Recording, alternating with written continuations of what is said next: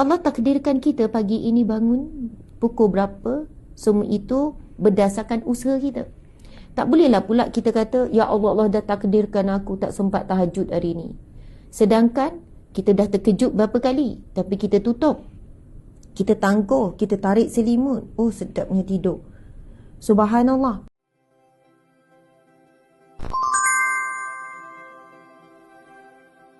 Kita merasakan bahawa waktu berlalu sangat cepat.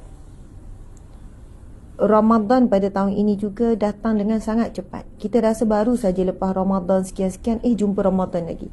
Dan kita bersyukur sangat kita masih lagi hidup pada saat ini, masih bernyawa, masih lagi boleh menyambung tanggungjawab, masih lagi boleh ada peluang Allah beri untuk kita tambahkan kuantiti dan kualiti ibadah.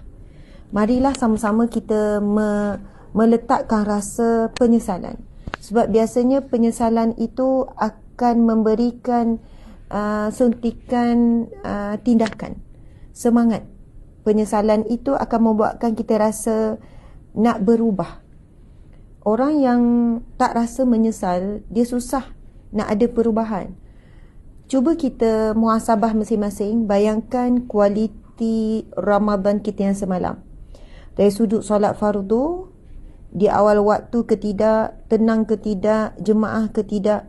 Lepas solat fardu, kita buat tak apa yang terbaik yang memperindahkan kesudahan solat kita tu.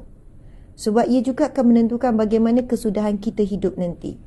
Sebab ramai orang tak sabar, lepas bagi salam dia terus bangkit, nak cepat-cepat, nak berkejar-kejar. Tapi dia boleh berlama-lama pula di depan TV, boleh pula tenang-tenang saja dengan telefon lama-lama.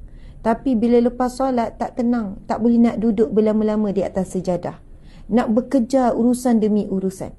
Tuan-puan sekalian, saya sebutkan begini ada peringatan untuk diri saya sendiri. Cuba ingat balik semalam kualiti solat fardu, kualiti dan kuantiti solat sunat. Buat tak solat duha? Buat tak solat duha? Berapa rakaat? Ada tingkatkan tak? Bagaimana dengan kuantiti dan kualiti Al-Quran kita semalam? Jangan cerita yang hari pertama, hari kedua. Kita ingat yang semalam. Semalam ada buat infak tak? Ada sedekah tak? Ada bantu orang yang susah tak? Tarawih malam tadi macam mana? Subhanallah. Bangun tak tahajud? Buat baik tak pada orang yang perlu kita buat baik? Bagaimana akhlak kita? Subhanallah. Jadi, kenapa kita masih hidup hari ini? Kerana Allah nak beri kita peluang lagi untuk perbaiki. Allah beri kita peluang lagi untuk jadi lebih baik. Sebagai ibu, isteri, suami, ayah. Sebagai hamba Allah, sebagai umat Nabi Muhammad SAW. Sebagai ahli masyarakat. Setiap hari adalah peluang baru untuk kita.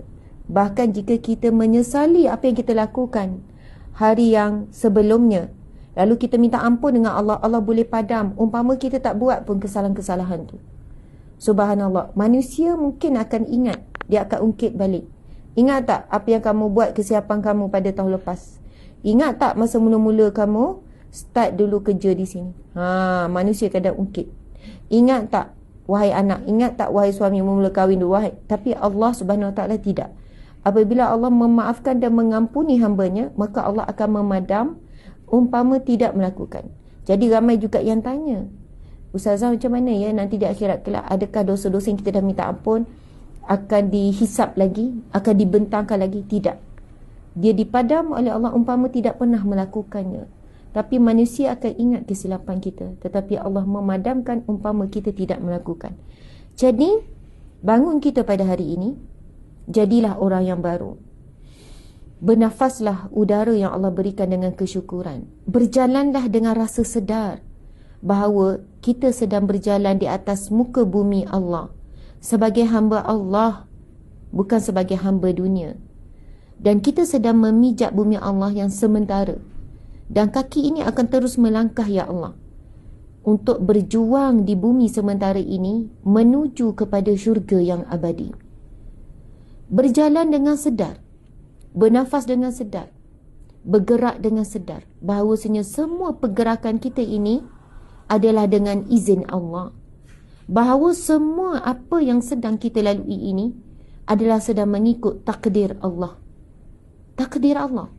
Allah takdirkan kita pagi ini bangun pukul berapa, semua itu berdasarkan usaha kita. Tak bolehlah pula kita kata, ya Allah, Allah dah takdirkan aku tak sempat tahajud hari ni. Sedangkan kita dah terkejut berapa kali, tapi kita tutup. Kita tangguh, kita tarik selimut. Oh, sedapnya tidur. Subhanallah. Allah akan takdirkan mengikut usaha-usaha hambanya. Allah akan izinkan apa yang hambanya inginkan, apa yang hambanya plan, rancang, apabila perancangan manusia ini mengikut syariat, perancangan manusia ini mengikut fitrah. Jadi tuan-puan dimati Allah sekalian, Masya Allah, Allahu Akbar, Alhamdulillah, Allah beri kita hidup lagi.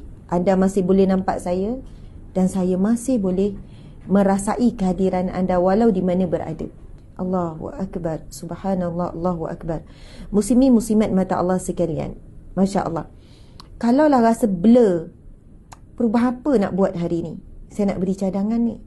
Perubahan apa?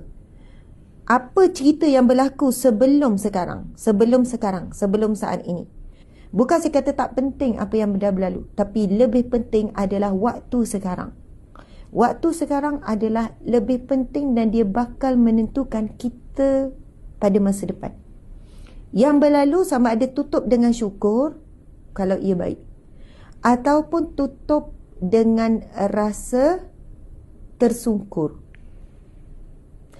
Tutup dengan rasa syukur, alhamdulillah, ataupun dengan rasa tersungkur. Tersungkur apa? Rasa macam sujud pada Allah. Rasa macam, ya Allah, tersungkur. Manusia tak nampak kita tersungkur, tapi hati kita sedang tersungkur. Manusia nampak kita berjalan relax, tapi hati kita sedang tersungkur dengan penyesalan. Tersungkur di hadapan Allah. Hati sedang rasa tersungkur di hadapan Allah. Allah tahu hati kita sedang rasa bagaimana saat ini. So, apa yang kita rasa sekarang akan menentukan pergerakan selepasnya. Saya nak bagi cadangan apa? Kalaulah kita lemah dalam menambah amalan sunat, maka jaga amalan fardu. Dan amalan fardu yang saya nak sebut akan adalah solat berjemaah, solat fardu. Okey, saya nak sebutkan tentang solat fardu. Kalau mampu berjemaah, sama ada perempuan atau lelaki, berjemaah 27 kali ganda, digandakan bulan Ramadan, digandakan berkali ganda sehingga lebih 70 kali ganda.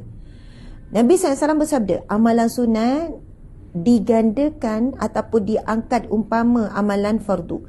Amalan fardu digandakan lebih 70 kali ganda di bulan Ramadan. So, sila fokus memperbaiki, memperindah amalan fardu. Paling utama solat. Puasa ialah kita puasa. Subhanallah, saya pada amalan puasa yang diwajibkan pada siang dan siang Ramadan, tetapi ada amalan fardu yang perlu diberi perhatian siang dan malam, iaitu amalan solat fardu.